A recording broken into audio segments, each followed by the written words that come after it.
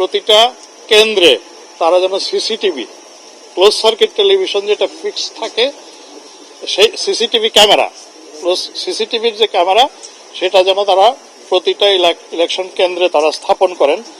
আমি যেটা শুনতে পেয়েছি যে সেটা তারা চেষ্টা করছেন, হয়তোবা হয়ে যাবে।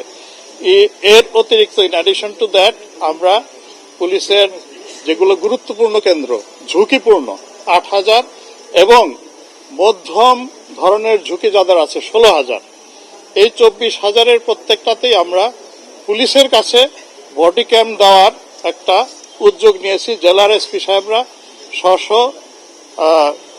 থেকে উদ্যোগে বডি ক্যামগুলো কিনছেন এবং জেলা পর্যায়ে এর উপর আপনারা জানেন 13ই ডিসেম্বর থেকে অপারেশন ডেভিল হান্ট ফেজ 2 শুরু করেছি এবং এইখানে এই ব্যাপারে আমাদের অনেক সমালোচনাও আছে। অনেক রাজনৈতিক নেতৃবৃন্দ, অনেক ক্যান্ডিডেট প্রার্থী তারা বলছেন যে আপনার পুলিশ আমার কর্মীকে অ্যারেস্ট করছে, আমার তো নির্বাচনে কাজ করতে পারছি না।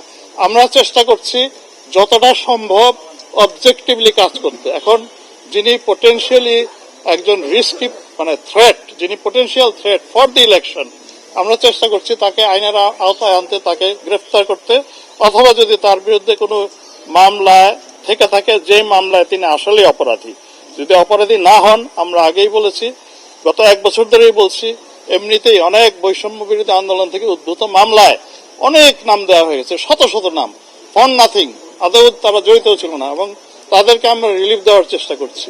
এখন সবচেয়ে বড় যেটা আপনাদের সমর্থন। এখন এই পুলিশ তাদের মনোবলকে আপনারা সমর্থন দিয়ে উঁচু রাখবেন এবং শক্ত রাখবেন।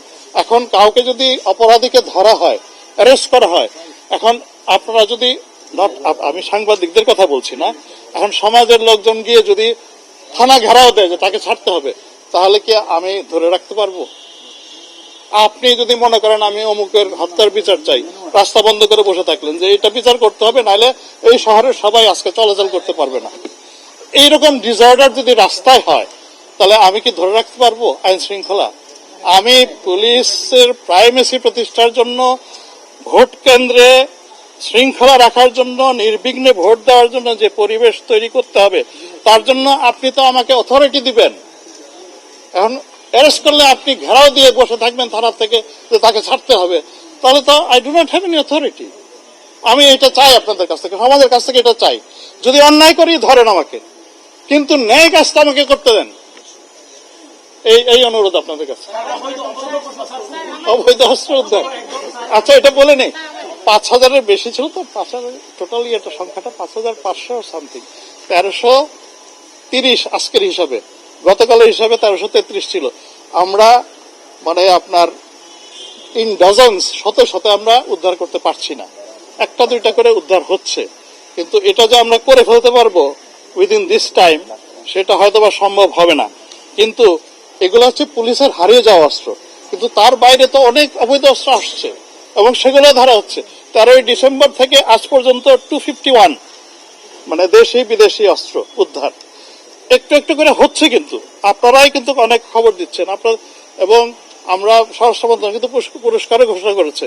আমরা আগামীতে হয়তো পত্রিকা, এমনিতে টিভিতে যতটুকু পারি আপনাদেরকে দিই, আপনারা স্ক্রলে কখন কখন দেন, কিন্তু সেটা তো সবসময় মানুষকে করে না। আমরা পরশুদিন হয়তো কিছু টাকা দিয়ে কিছু বিজ্ঞাপনও দিব যে এটার জন্য একটা পুরস্কারও আছে, আপনারা যারা পারেন একটু সংবাদ দেন, আপনাদের পরিচয় গোপন রাখা হবে।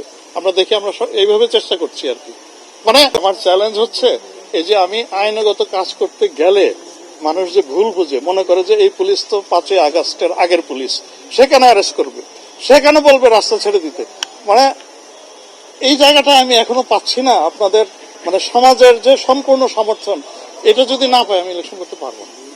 এই যে আমার আমি বারে বারে এই কথাই বলছি। আমি গত ল অ্যান্ড অর্ডার মিটিং যেটা স্বরাষ্ট্র মন্ত্রণালয়ে ছিল রোববারে, আমি একবারে ক্লিয়ারলি উপদেষ্টাদের, এটা উপদেষ্টা, স্বরাষ্ট্র উপদেষ্টা হচ্ছে ওটার আপনার সভাপতি এবং অন্যান্য সম্মানিত উপদেষ্টা, ওটার সদস্য, আমি খুব ক্লিয়ারলি এই কথাটা ওনাদের বলেছি যে আমাকে এই জায়গাটা থেকে আপনাদের সমর্থন এবং আপনাদের গ্রিন সিগন্যাল দিতে হবে, so that I can enforce law without fear and favour. আমার যদি ভয় থাকে যে না এটা বললে তো এনসিপির ওরা আমাকে করবে, এটা করলে তো অমুক বড় দল তারা এসে আমাকে ইয়ে করবে। এইটা যদি আমার ওসির ভিতরে, আমার সাব ইন্সপেক্টরের ভিতরে থাকে, আমি তো পারবো না ইয়ে করতে। এইটাই আমি সবচেয়ে বড় চ্যালেঞ্জ। আমি আসলে চাচ্ছি যে I need a very free hand actually to execute law. কারণ এটা করতে গিয়ে আমি যদি অন্যায় করি, অবশ্যই আপনারা আমাকে ধরবেন।